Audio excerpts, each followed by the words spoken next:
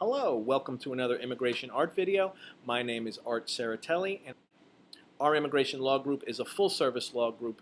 We do everything from the happy immigration, like work status, work visas, green cards based on employment, green cards based on family relationships, U.S. citizenship. So no matter what kinds of questions you've got, we can help.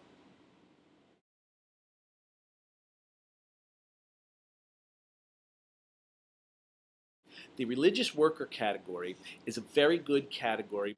If your work at your organization requires your knowledge of your beliefs, your religious beliefs, then you would qualify for a religious worker non-immigrant work visa, which would lead to a green card, a permanent residence based on religious work. So let's look at the rules that regulate both of those.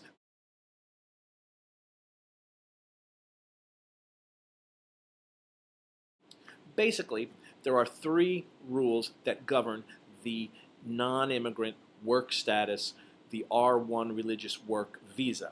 Three things. One, you must be a member for 2 years or more of a religious organization that has a widely recognized denomination with an organized system of religious belief. Two, the denomination of which you are a part, that denomination also has to be the denomination of the organization that offers you the job in the United States.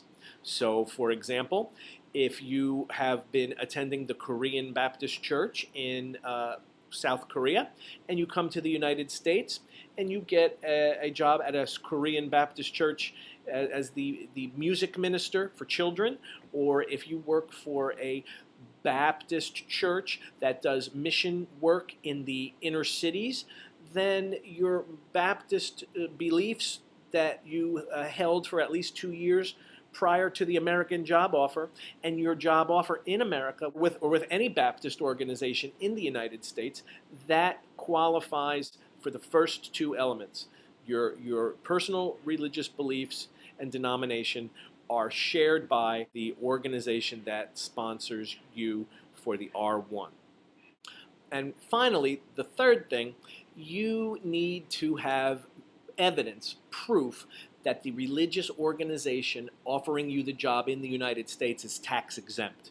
It is an IRS recognized tax exempt religious organization.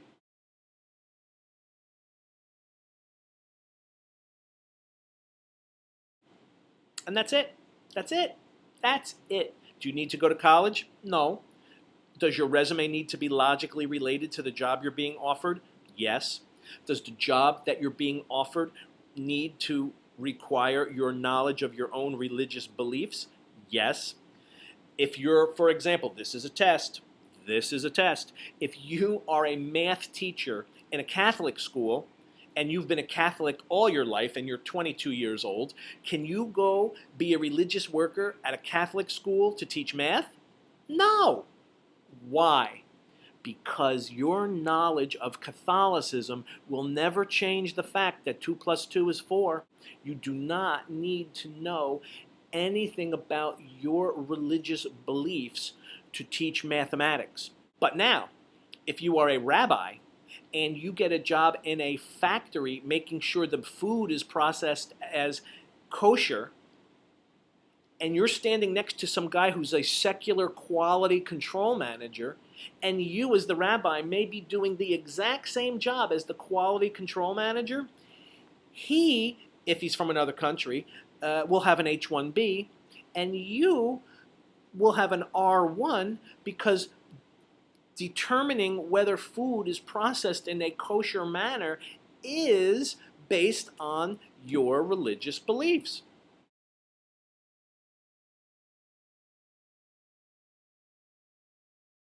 Okay, now let's look at the green card. What is a religious worker green card, and how do you get one of those?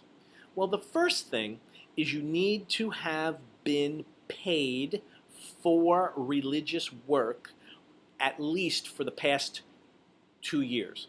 So, normally, people come to the United States or graduate from school in the United States, get an R-1 and work, and then 2 years later they get in line for a green card based upon the same religious work.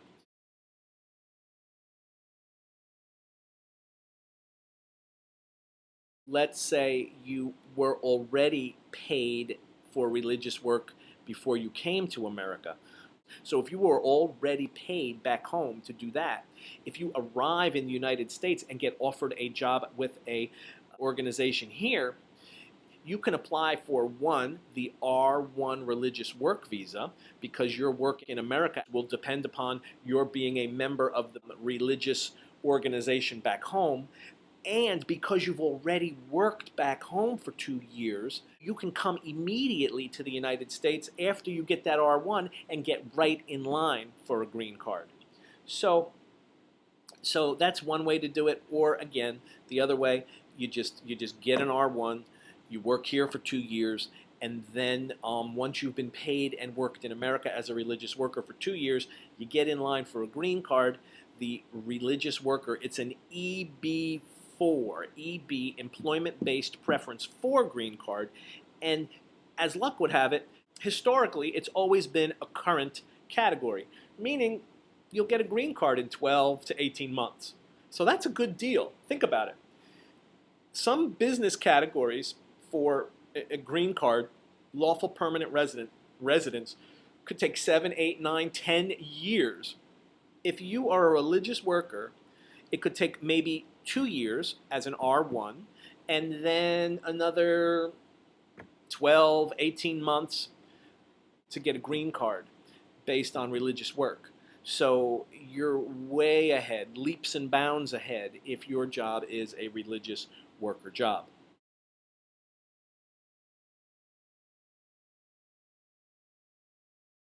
So if you're in a secular green card line based on a job, a job in the private sector as a pharmacist, a lawyer, a doctor, an engineer, a gym teacher, a math teacher, if you're in line, you could be waiting 7, 8, 9, 10 years in the secular line.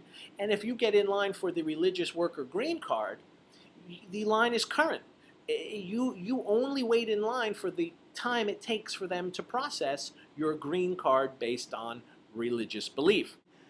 12 months, 18 months later, you will get a green card. You will.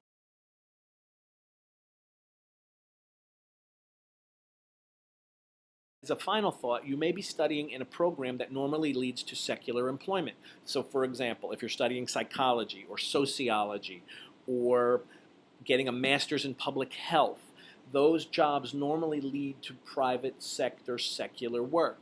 Perhaps, maybe, if you are an Episcopalian and you have a master's in public health, maybe there's an Episcopalian outreach clinic or service for the elderly who are at risk because of their advanced age and they need extra health care, they need extra ministry, they need pastoral counseling, or maybe they need to know that someone from the church will check in on them to make sure they've eaten their lunch or they've prepared their dinner. You could use, and here's the point, you can use a secular degree and combine it with your knowledge of your religion and get a job at an organization that has your same religious denomination and put your secular degree to work in a religious capacity. You'll find fulfilling work, you'll find interesting work, and you will find yourself in a line for a green card that is a heck of a lot shorter than a secular counterpart. So if you have any questions about anything, give me a call and we will work it out together, because if I can help you help other people, I'll do it.